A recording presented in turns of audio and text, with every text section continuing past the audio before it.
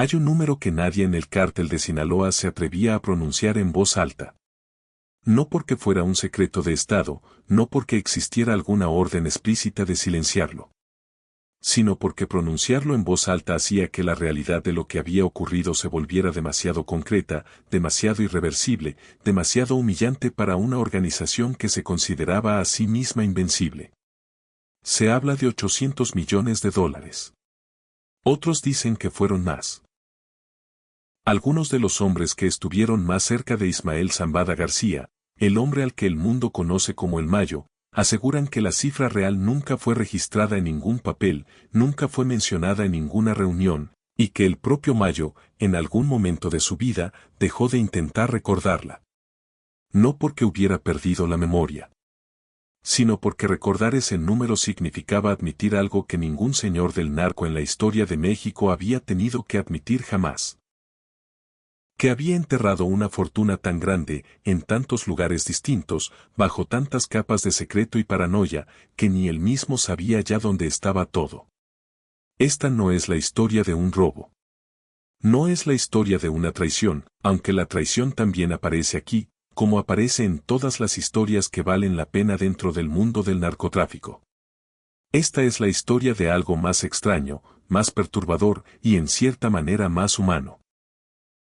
La historia de un hombre que acumuló tanto poder, tanto dinero, tanta paranoia, que terminó siendo prisionero de su propia riqueza. Un hombre que pasó décadas construyendo el sistema de ocultamiento más sofisticado que el crimen organizado mexicano había visto jamás y que en algún punto de ese camino perdió el hilo. No de golpe. No en una sola noche. Sino poco a poco, como se pierden todas las cosas importantes, sin que nadie se dé cuenta hasta que ya es demasiado tarde. Si estás aquí por primera vez, este canal existe para contar las historias que no aparecen en los periódicos, las que se susurran en los corredores del poder, las que los testigos se llevan a la tumba. Suscríbete a El Archivo Prohibido para que ninguna de estas historias te pase desapercibida, porque lo que viene después de esto es todavía más difícil de creer. Hay que entender primero quién es el Mayo para entender por qué esta historia es posible. Porque a diferencia de El Chapo, que era un hombre de acción, un hombre que construía túneles y escapaba de prisiones y necesitaba sentir el movimiento del mundo a su alrededor, el Mayo era otra cosa completamente distinta. El Mayo era quietud. El Mayo era paciencia. El Mayo era el tipo de hombre que podía estar sentado en una silla durante horas sin decir una sola palabra y hacer que todos los demás en la habitación se sintieran incómodos antes que él. Creció en las montañas de Sinaloa, en una región donde la lealtad se mide en décadas y la desconfianza es una virtud que se enseña antes que el alfabeto. Aprendió desde muy joven que la única manera de sobrevivir en ese mundo era no dejar rastro. No de sus movimientos. No de sus palabras. Y sobre todo, no de su dinero. Cuando el Mayo comenzó a acumular poder real dentro de lo que eventualmente se convertiría en el cártel de Sinaloa, ya tenía una filosofía financiera que sus socios tardarían años en comprender completamente. Él no creía en los bancos, ni siquiera en los bancos corruptos, ni siquiera en los sistemas de lavado más sofisticados que sus abogados y contadores podían diseñar. Creía en la tierra. Creía en el efectivo físico, en los billetes que se pueden tocar, contar, oler. Creía que el único dinero seguro era el dinero que no existía en ningún sistema, que no generaba ningún registro, que no producía ninguna huella. Y creía, con una convicción que con el tiempo se volvería casi religiosa, que la tierra nunca traiciona. Por eso comenzó a enterrar. No era el único en hacerlo. En el mundo del narcotráfico, esconder dinero en efectivo es una práctica tan antigua como el negocio mismo. Pero lo que el Mayo hacía era diferente en escala, diferente en método, diferente en la obsesión con la que lo ejecutaba. No se trataba de esconder un maletín aquí o una caja fuerte allá. Se trataba de un sistema. Un sistema diseñado con la misma meticulosidad con la que otros hombres diseñan imperios empresariales o estrategias militares. Había propiedades en Sinaloa, en Sonora, en Durango, en Chihuahua. Había ranchos que pertenecían a nombres que no existían, a empresas que eran fantasmas dentro de fantasmas. Había terrenos en la sierra que no aparecían en ningún registro oficial, que habían sido comprados con intermediarios que luego desaparecían, no necesariamente de manera violenta, sino simplemente absorbidos por el silencio que el Mayo generaba a su alrededor. Y en esas propiedades, enterrado a distintas profundidades, en distintos tipos de contenedores, con distintos sistemas de protección contra la humedad y el tiempo, había dinero. Mucho dinero. Una cantidad de dinero que desafía la comprensión ordinaria. Los investigadores de la DEA que durante años intentaron mapear las finanzas de El Mayo describen el proceso con una metáfora que se ha vuelto conocida en ciertos círculos. Dicen que intentar encontrar el dinero de El Mayo es como intentar encontrar agua en el desierto siguiendo solo el sonido. Sabes que está ahí. Puedes sentirlo. Pero cada vez que crees que está cerca, el sonido cambia de dirección y empiezas de nuevo. Durante años, décadas, generaciones de agentes federales, tanto mexicanos como estadounidenses, dedicaron recursos enormes a intentar trazar el mapa financiero del hombre más esquivo del narcotráfico mexicano. Y lo que descubrieron, cuando lograban descubrir algo, era siempre la misma cosa, que el mapa no existía. O más exactamente, que el único hombre que tenía el mapa completo en la cabeza era el Mayo mismo. Y aquí es donde la historia se vuelve extraña de una manera que ningún guionista habría atrevido a inventar. Porque hay un momento, un punto específico en la historia de El Mayo, en el que algo cambia. No es un evento dramático. No es una batalla, no es un arresto, no es una traición espectacular. Es algo más silencioso y por eso mismo más aterrador. Es el momento en que El Mayo, que durante décadas había mantenido toda esa información en su cabeza con la precisión de un ordenador humano, comienza a perder los bordes. Los investigadores que han estudiado su caso más de cerca sitúan este momento a finales de la primera década de los años 2000. Otros dicen que fue antes. Nadie tiene una fecha exacta porque nadie estaba tomando notas.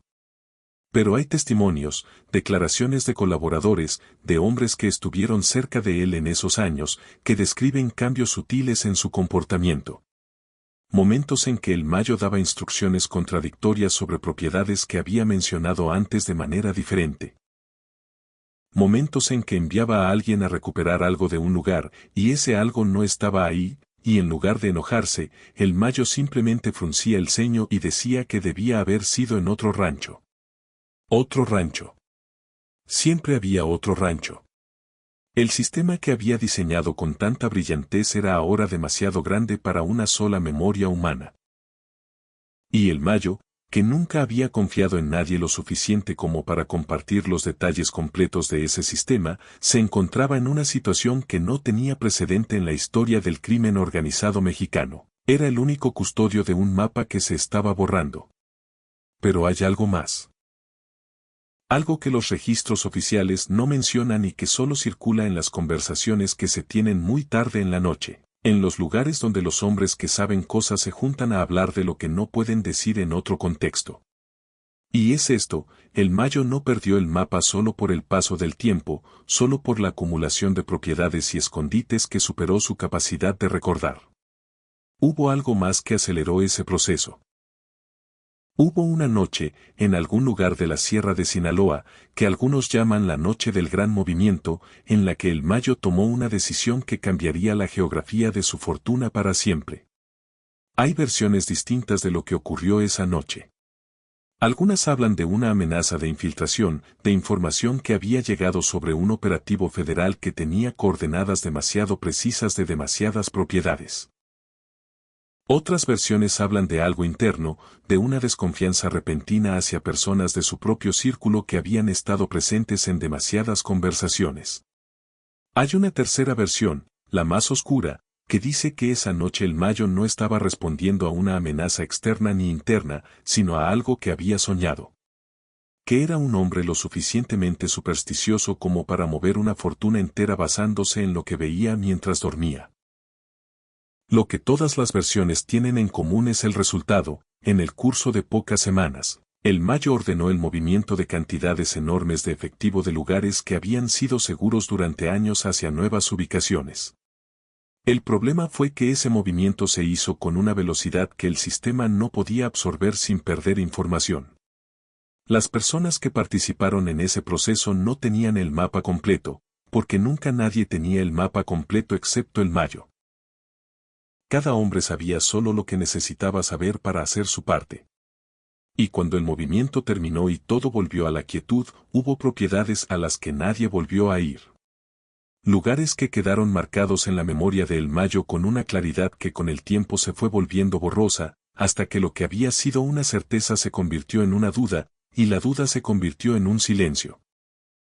Hay un colaborador, un hombre que trabajó cerca de las finanzas del cártel de Sinaloa durante varios años y que eventualmente cooperó con autoridades estadounidenses, que en sus declaraciones mencionó algo que los investigadores consideraron al principio demasiado extraño para ser creíble. Dijo que en cierta ocasión, mientras estaba presente en una reunión con El Mayo, escuchó algo que nunca olvidó.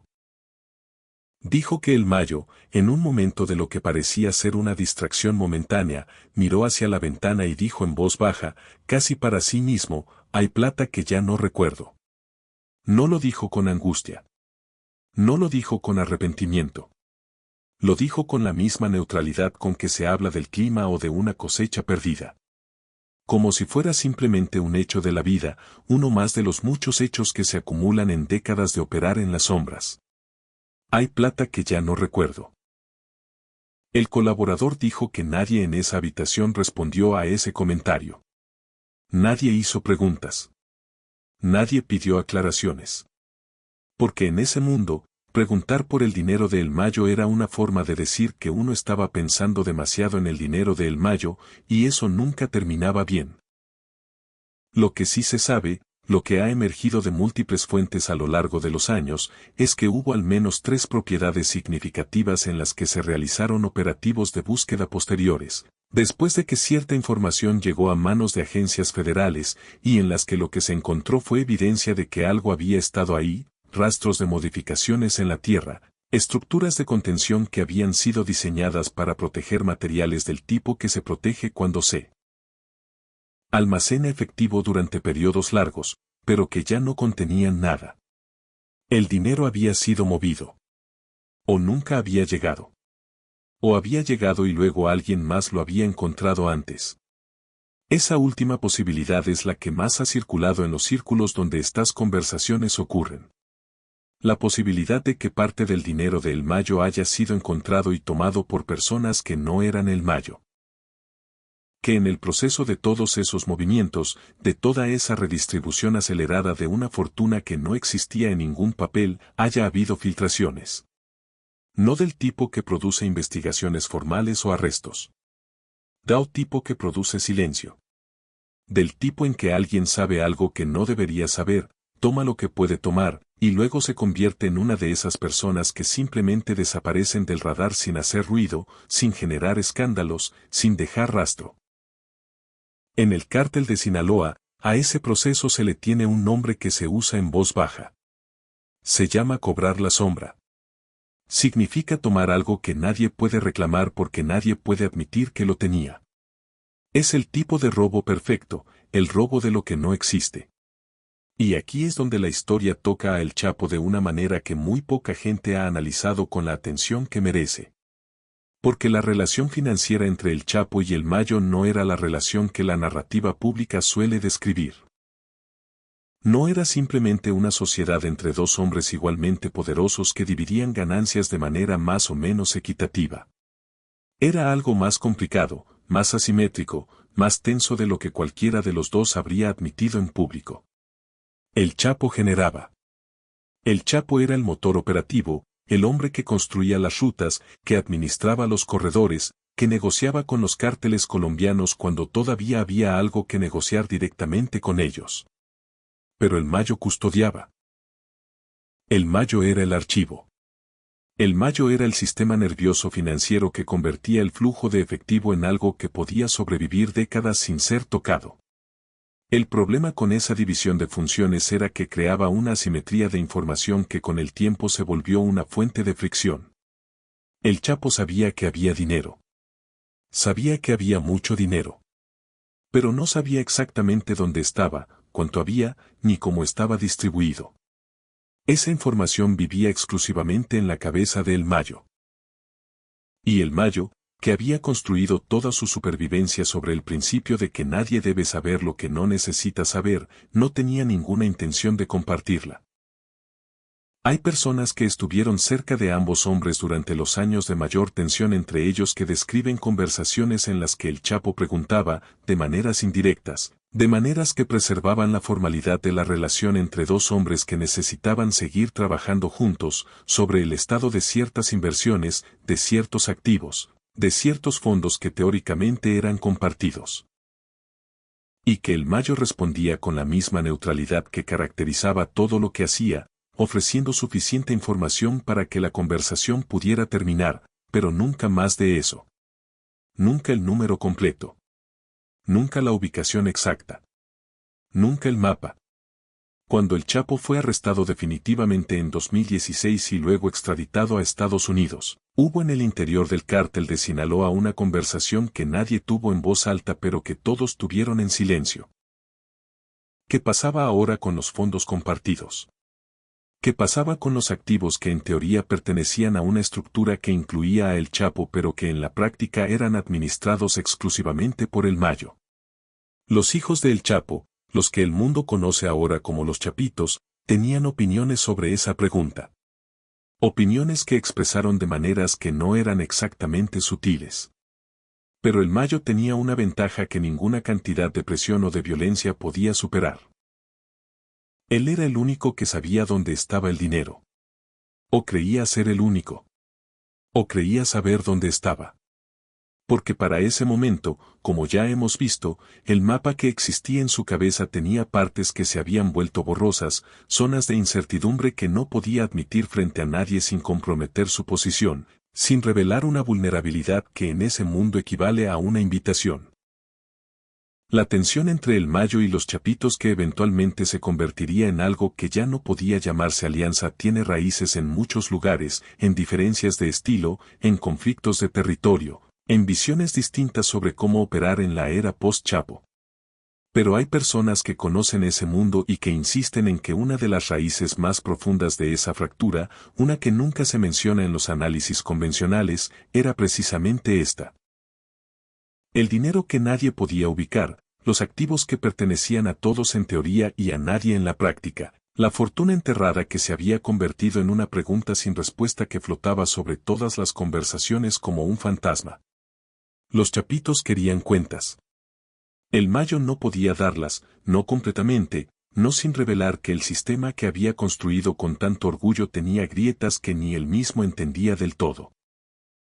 Y en el espacio entre lo que se pedía y lo que se podía dar vivía una desconfianza que con el tiempo se volvió veneno.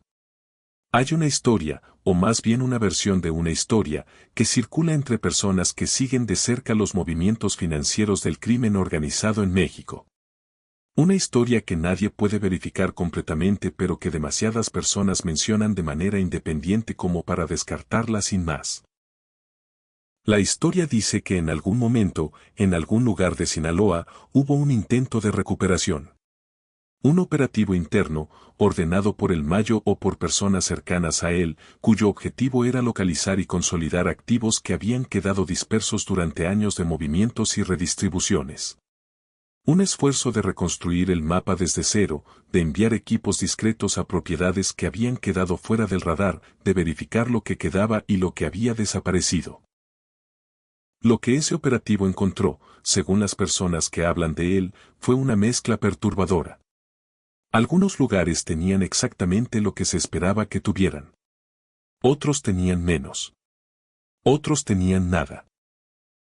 Y había algunos, una cantidad que nadie está dispuesto a precisar, en los que era imposible determinar si el dinero había sido movido por alguna orden previa que nadie recordaba, o si había sido tomado por alguien que no debía haberlo tomado, o si simplemente nunca había llegado ahí en primer lugar y la memoria que decía que si había llegado era una más de las memorias que el tiempo y la paranoia habían deformado.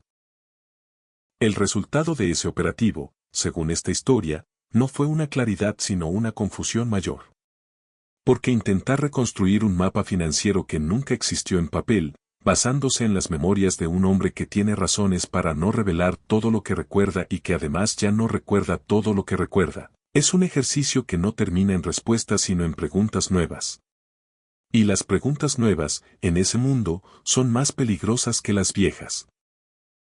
Hay un último elemento en esta historia que merece atención, y es el que la hace verdaderamente única en la historia del narcotráfico mexicano. Porque no es solo la historia de un hombre que perdió el rastro de su propio dinero. Es también la historia de lo que ese dinero significaba para la estructura de poder que lo rodeaba. El dinero de El Mayo no era solo dinero. Era autoridad. Era la fuente de su capacidad de operar, de mantener lealtades, de financiar operaciones, de comprar protección en los niveles donde la protección se compra. Un hombre que no puede acceder a sus propios recursos es un hombre cuya autoridad tiene un límite que no debería tener.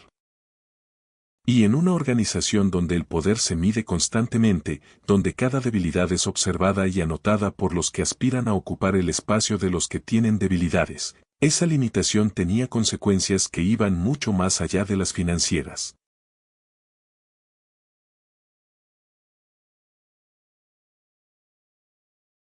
Hay quienes dicen que el lento declive de la influencia de El Mayo dentro del cártel de Sinaloa en los últimos años de su carrera activa tiene aquí una de sus explicaciones más honestas.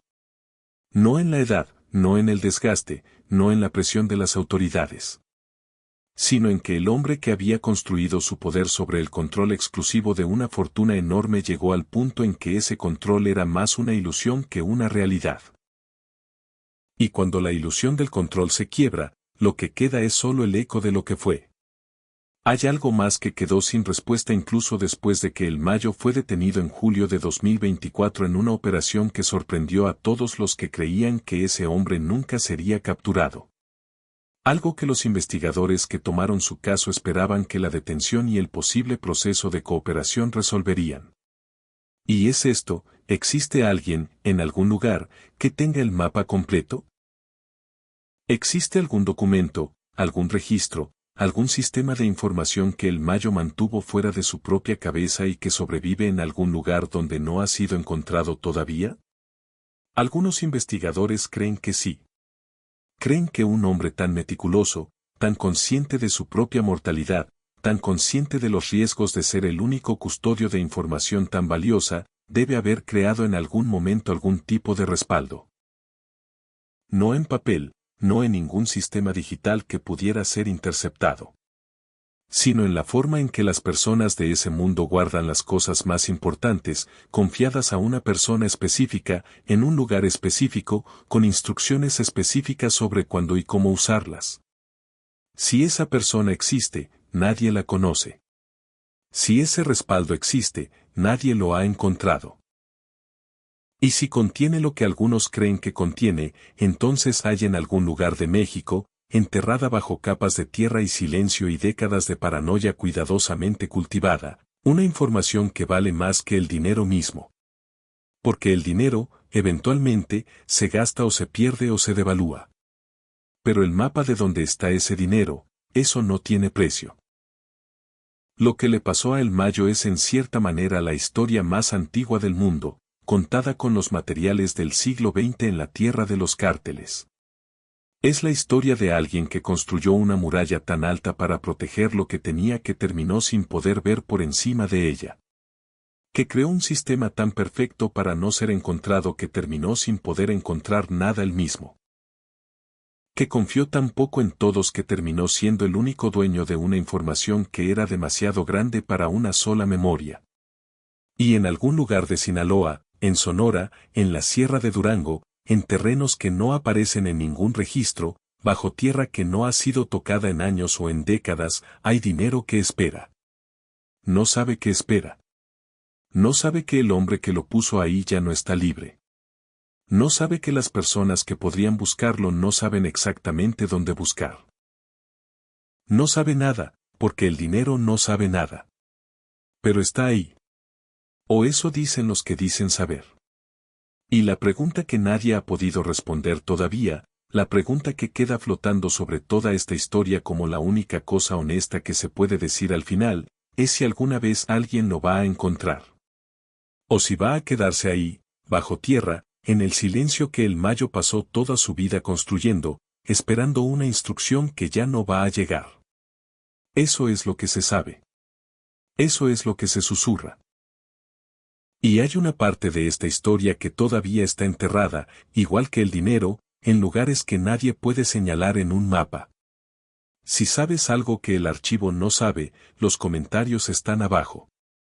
Porque las mejores historias siempre llegan de los que escuchan en silencio. Si te gusta nuestro contenido, no olvides suscribirte a nuestro canal y dejar tu me gusta para seguir apoyándonos. Activa la campanita para no perderte ninguno de nuestros videos. Gracias por acompañarnos.